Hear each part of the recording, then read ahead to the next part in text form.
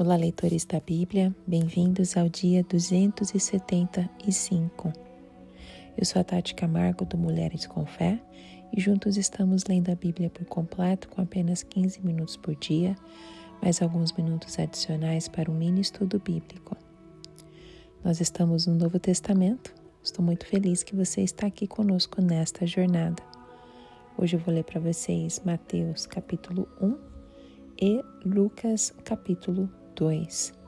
Se você ainda não segue Mulheres com Fé @oficial, faça isso hoje mesmo. Todos os recursos e links disponíveis para você participar da leitura bíblica estão disponíveis em nosso Linktree. Os áudios estão disponíveis no YouTube e também no podcast do Spotify. Antes de nós iniciarmos a nossa leitura, vamos fazer a nossa oração. Amado Pai, querido Deus, Criador dos céus e da terra, nós te louvamos, te bendizemos e te adoramos, Pai, neste momento. Pedimos para que o Senhor, através do Teu Espírito Santo, esteja conosco, Senhor Deus, a Tua presença habite em nossos lares, que a Tua presença esteja conosco nesta leitura, que possamos, Senhor Deus, ouvir atentamente, Pai, a Tua voz através de cada palavra, cada versículo que lemos, Senhor. Que Teu Espírito Santo possa nos dar entendimento, compreensão, sabedoria e que a Tua palavra seja internalizada em nossos corações, Pai, para colocarmos em prática. Nos ajude nessa caminhada, nessa leitura da Tua palavra tão importante para as nossas vidas, Pai, esse momento, para nós crescermos espiritualmente, para nós crescermos em relacionamento contigo. Sabemos que não é fácil, mas com o Senhor sendo o nosso refúgio e fortaleza, nós podemos, Senhor Deus, fazer isso, ler Tua palavra, separando um período para te conhecer mais. Fale conosco que possamos conhecer algo novo sobre o Senhor como nós nunca conhecemos antes, e que possamos amar mais ainda o Senhor e amar mais ainda as pessoas que o Senhor colocar em nossos caminhos. Trabalhe em cada pessoa que está ouvindo este áudio, cuide de cada situação que eles estão vivendo, dos seus corações, suas emoções, suas famílias, seus ministérios, seus filhos. O Senhor conhece, Pai, cada um pelo seu nome. E eu coloco eles diante de Ti, Senhor. Em nome de Jesus. Amém. Mateus capítulo 1. A genealogia de Jesus. Registro da genealogia de Jesus Cristo, filho de Davi, filho de Abraão. Abraão gerou Isaque. Isaque gerou Jacó, Jacó gerou Judá e seus irmãos. Judá gerou Pérez e Zerá, cuja mãe foi Tamar. Pérez gerou Esrom. Esrom gerou Arão. Arão gerou Aminadab. Aminadab gerou Naasson. Naasson gerou Salmão. Salmão gerou Boaz, cuja mãe foi Raabe. Boaz gerou Obed, cuja mãe foi Rute. Obed gerou Jessé. E Jessé gerou o rei Davi. Davi gerou Salomão, cuja mãe tinha sido mulher de Urias. Salomão gerou Roboão. Roboão gerou Abias. Abias gerou Asa. Asa gerou Josafá. Josafá gerou Jorão. Jorão gerou Uzias. Uzias gerou Jotão. Jotão gerou Acás. Acás gerou Ezequias. Ezequias gerou Manassés. Manassés gerou Amon. Amon gerou Josias. E Josias gerou Jeconias e seus irmãos no tempo do exílio da Babilônia. Depois do exílio da Babilônia, Jeconias gerou Salatiel. Salatiel gerou Zorobabel. Zorobabel gerou Abiúde. Abiúde gerou Eliaquim. Eliaquim gerou Azor. Azor gerou Sadoque. Sadoque gerou Aquim. Aquim gerou Eliúde. Eliúde gerou Eleazar. Eleazar gerou Matã. Matã gerou Jacó. E Jacó gerou José, marido de Maria, do qual nasceu Jesus, que é chamado Cristo. Assim, ao todo, houve 14 gerações de Abraão a Davi, 14 de Davi até o exílio da Babilônia e 14 do exílio até Cristo. O nascimento de Jesus Cristo. Foi assim o nascimento de Jesus Cristo. Maria, sua mãe, estava prometida em casamento a José, mas antes que se unissem, achou-se grávida pelo Espírito Santo. Por ser José, seu marido, um homem justo, e não querendo expô-la à desonra pública, pretendia anular o casamento secretamente. Mas depois de ter pensado nisso, apareceu-lhe um anjo do Senhor em sonho e disse: José, filho de Davi, não tema receber Maria como sua esposa, pois o que nela foi gerado procede do Espírito Santo. Ela dará à luz um filho, e você deverá dar-lhe o nome de Jesus, porque ele salvará o seu povo dos seus pecados. Tudo isso aconteceu para que se cumprisse o que o Senhor dissera pelo profeta: a virgem ficará grávida e dará à luz um filho, e lhe chamarão Emanuel, que significa Deus conosco. Ao acordar, José fez o que o anjo do Senhor lhe tinha ordenado e recebeu Maria como sua esposa, mas não teve relações com ela enquanto ela não deu à luz um filho, e ele lhe pôs o nome de Jesus. Amém. Lucas capítulo 2. O nascimento de Jesus.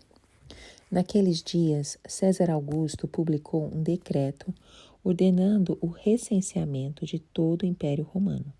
Este foi o primeiro recenseamento feito quando Quirino era governador da Síria, e todos iam para sua cidade natal a fim de alistar-se.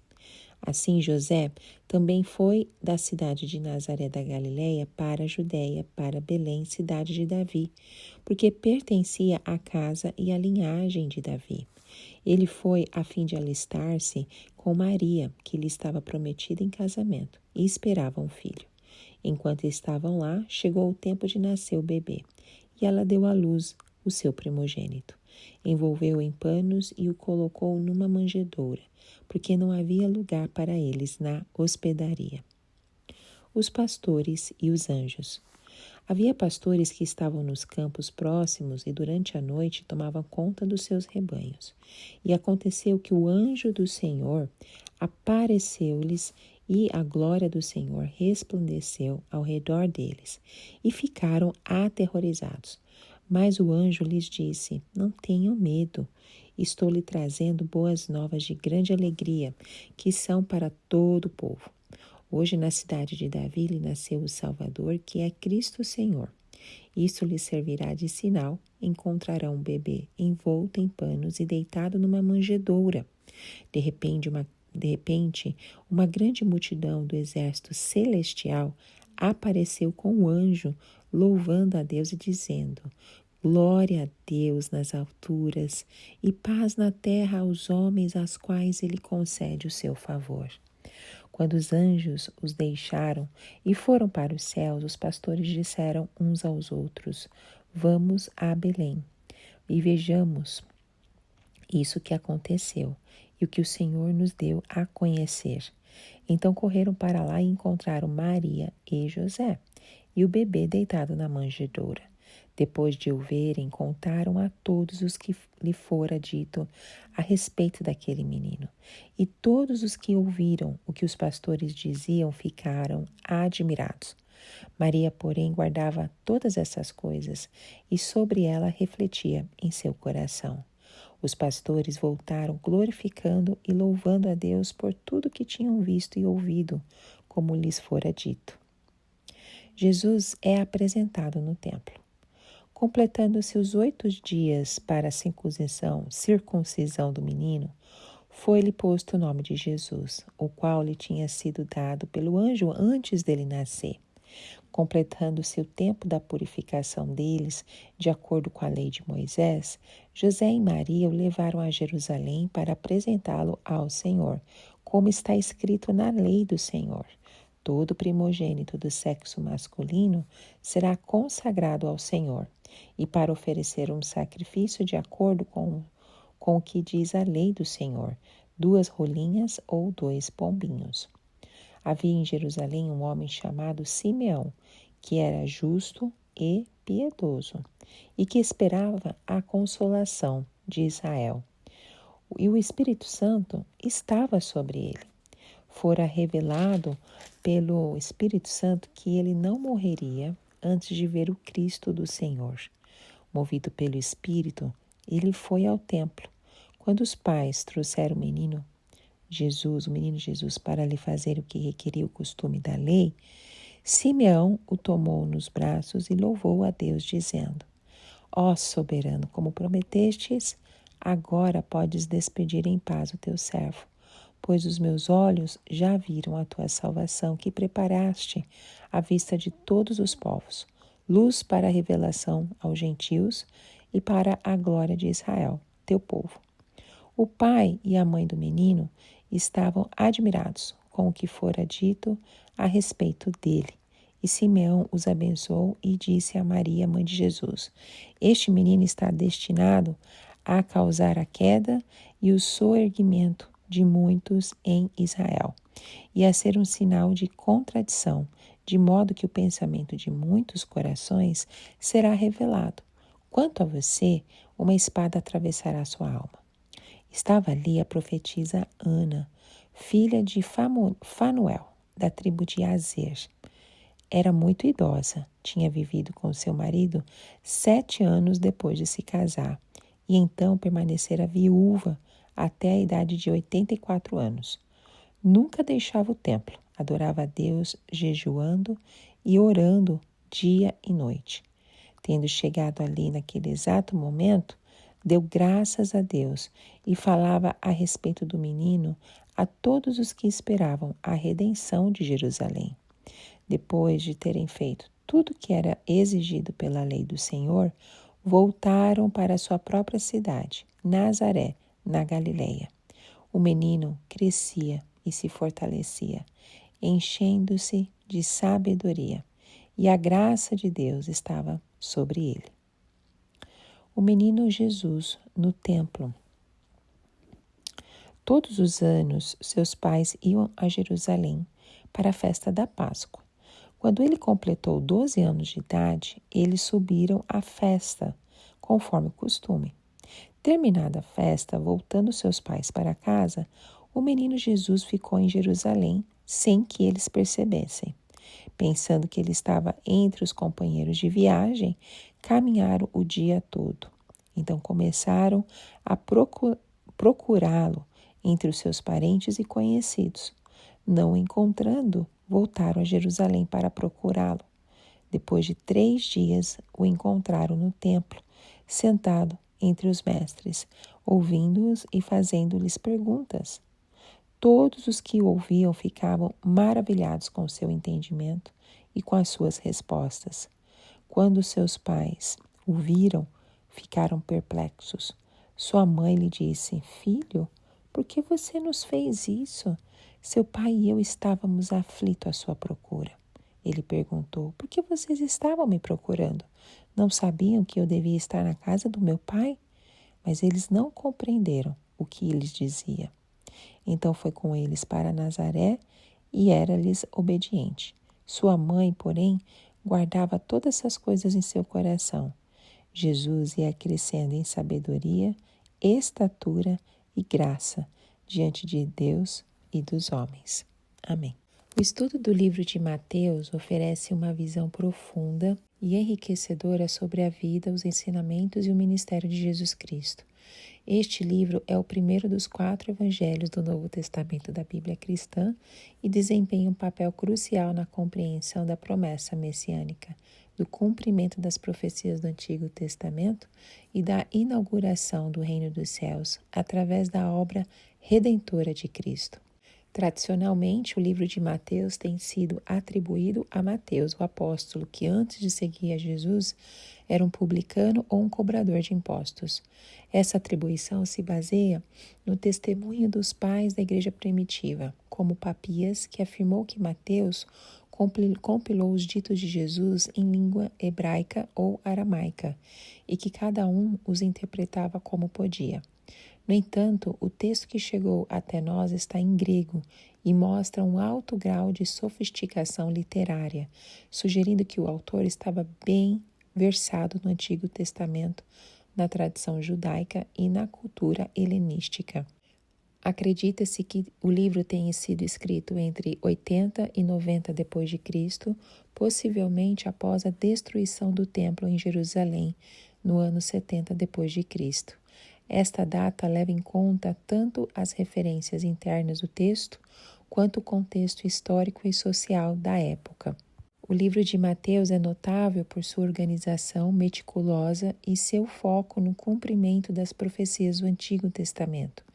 Mateus estrutura seu evangelho em torno de 5 grandes discursos de Jesus, criando uma paralela com os 5 livros da Torá, o que reforça sua intenção de apresentar Jesus como o novo Moisés e o cumprimento da lei.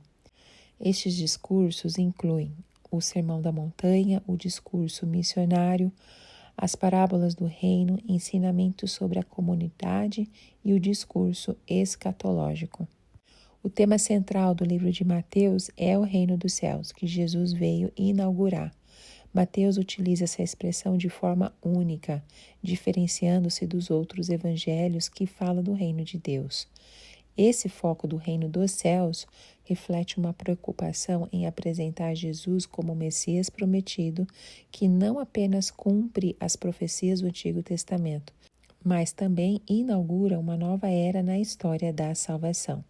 O Evangelho de Mateus enfatiza a autoridade de Jesus, seu papel como cumprimento das escrituras judaicas e como fundador da igreja, a nova comunidade messiânica. Bom, Mateus capítulo 1 marca o início do Novo Testamento e apresenta Jesus Cristo como a realização das promessas feitas a Abraão e Davi. Para leitores judeus no primeiro século, a linhagem era fundamental. O autor sabia disso e, inspirado pelo Espírito Santo, começa seu evangelho com uma genealogia meticulosamente organizada para mostrar que Jesus é o Messias prometido. Ao escrever registro da genealogia de Jesus Cristo, filho de Davi, filho de Abraão, no versículo 1, ele conecta Jesus diretamente à aliança davídica, segundo Samuel capítulo 7, e à aliança abraâmica, Gênesis 12. Isso não é apenas uma introdução, é uma afirmação messiânica poderosa. A lista de nomes é dividida em 3 grupos de 14 gerações, de Abraão até Davi, de Davi até o exílio e do exílio até Cristo. A escolha do número 14 não é aleatória. O nome Davi em hebraico tem valor numérico 14, ou seja, cada seção aponta para Davi, reafirmando que Jesus é o seu legítimo herdeiro. O nome Cristo significa ungido, título messiânico reservado ao rei esperado. Isaías capítulo 9, versículos 6 e 10. Mateus inclui ainda 4 mulheres na genealogia: Tamar, Raabe, Ruth e a mulher de Urias.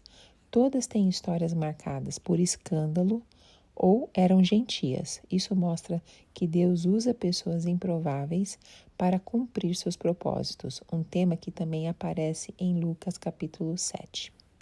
Como foi o nascimento de Jesus segundo Mateus?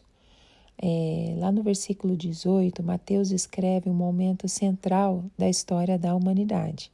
Maria estava prometida a José, mas antes de viverem juntos, foi encontrada grávida pelo Espírito Santo. Essa gravidez sobrenatural cumpre a profecia de Isaías 7,14. Emanuel significa Deus conosco, um tema que será reafirmado no final do Evangelho em Mateus 28, 20. Eu estarei sempre com vocês. O que significa o nome Jesus? O anjo orienta José. Você deverá dar-lhe o nome de Jesus, porque ele salvará o seu povo dos seus pecados. O nome Jesus, forma grega do hebraico, Yeshua, significa o Senhor é salvação. Esse nome revela a missão de Cristo, com clareza e poder. Essa ênfase também aparece em João capítulo 3, versículos 16 e 17, onde o propósito da vinda de Jesus é claramente declarado: salvar, não condenar. Como José respondeu à revelação divina? A postura de José contrasta com a de Zacarias, em Lucas 1, que lemos ontem. que duvidou do anjo. José, ao acordar, fez o que o anjo do Senhor lhe tinha ordenado. Recebe Maria como esposa, mas não tem relações com ela até o nascimento de Jesus. Essa atitude mostra reverência e fé. José não aparece muito nos evangelhos, mas seu papel no plano de Deus é marcante. Ele protege, honra e sustenta a missão divina em silêncio e obediência. Como Mateus 1 cumpre as promessas do Antigo Testamento? Mateus 1 é uma tapeçaria teológica de promessas cumpridas. Ele conecta o nascimento de Jesus a alianças fundamentais. Primeiro, aliança com Abraão. Gênesis 12, versículo 3. Jesus traria a bênção às nações. Aliança com Davi. 2 Samuel, capítulo 7, dos versículos 12 ao 16. Jesus seria o rei eterno da linhagem de Davi. Nascimento virginal. Isaías 7,14. A profecia é citada e aplicada a Maria. Emanuel, Deus conosco, tema que ecoa até Mateus 28. Essas promessas não são apenas cumpridas, são destacadas com precisão. Isso nos ajuda a confiar que o plano de Deus segue firme, como vemos também em Apocalipse 21. Deus, ele cumpre as suas promessas. A genealogia mostra que o Senhor age na história, mesmo por meio de pessoas falhas. E Jesus é o centro da história. Ele é o cumprimento das alianças, o Rei prometido, o Salvador do mundo. A graça inclui os improváveis. Tamar, Raabe e Ruth mostram que o Evangelho não se limita aos certinhos. A misericórdia de Deus alcança os rejeitados. A obediência gera frutos. José poderia ter abandonado Maria. Em vez disso, seguiu a direção de Deus. Isso nos desafia a confiar mesmo quando não entendemos tudo. Deus está conosco. Emanuel não é só um nome, é uma realidade. Em tempos difíceis, essa verdade sustenta a fé. Jesus salva o pecado. O maior problema humano não é externo, é interno. Jesus veio para tratar a raiz do mal. A Bíblia é uma história. De Gênesis a Mateus, vemos uma linha vermelha. Deus prometendo, preparando e cumprindo a salvação por meio de Cristo. Amém. Lucas capítulo 2 é um dos capítulos mais preciosos do Evangelho. Ao ler esse texto, nós somos profundamente tocados pelo cuidado soberano de Deus, que em meio a decretos políticos e simplicidade humana, conduz a história para revelar o Salvador. É nesse capítulo que o céu toca a terra e o Messias prometido nasce, trazendo esperança tanto para Israel quanto para todas as nações. O Evangelho de Lucas foi escrito com o objetivo de apresentar um relato ordenado e confiável da vida de Jesus, especialmente para os gentios e o público de fala grega. Lucas, médico historiador cuidadoso, baseou-se em fontes orais e escritas, incluindo relatos de testemunhas oculares, como Maria. O capítulo 2 se passa durante o governo de César Augusto, imperador responsável por consolidar o Império Romano e promover o período conhecido como Pax Romana. Foi justamente sobre esse clima político que Deus providencialmente fez cumprir as profecias do nascimento do Messias em Belém. Lucas 2 apresenta a encarnação do Filho de Deus como cumprimento do plano divino de redenção. O Salvador nasce de forma humilde, longe de palácios, revelando o caráter do reino de Deus, simples, acessível, mas carregado de glória e poder. Como que Deus usou o decreto de César para cumprir as suas promessas? O texto começa com o recenseamento ordenado por César Augusto, obrigando cada pessoa a se alistar em sua cidade de origem. José, sendo da linhagem de Davi, parte de Nazaré para Belém, com Maria, grávida do Salvador. Ao meditar nisso, nós podemos ver que Deus, de forma soberana, governa até mesmo sobre as decisões políticas para cumprir suas promessas, como a de Miqueias, capítulo 5, versículo 2, que previa o nascimento do Messias em Belém.